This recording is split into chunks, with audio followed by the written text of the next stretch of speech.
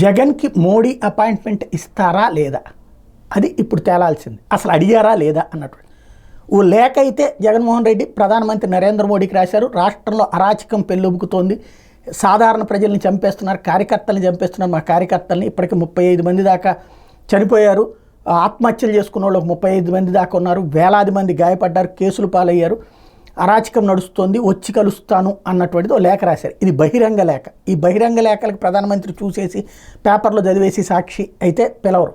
కానీ అపాయింట్మెంట్ కోరితే తన పార్టీ వాళ్ళ నుంచి ఏం చేస్తారు? గతంలో అయితే చంద్రబాబు గారు అడగలేదు, అడిగితే ఇచ్చారు. చివరిలో ఏదైతే పవన్ కళ్యాణ్ అడిగితే ఇచ్చారు. ఒక ప్రధాన ప్రతిపక్ష నాయకుడిగా గతంలో కూడా జగన్ అడిగినప్పుడు అపాయింట్మెంట్ ఇచ్చారు నరేంద్ర మోడీ. అసలు అపాయింట్మెంట్ అడుగుతారా?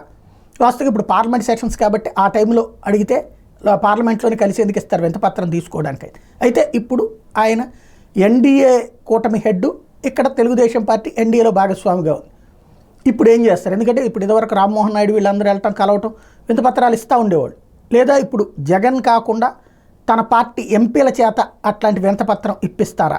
జగన్ డైరెక్ట్గా అపాయింట్మెంట్ అడిగితే ఇస్తారా లేదా? ఇది రాజకీయ $1 మిలియన్ ప్రశ్న.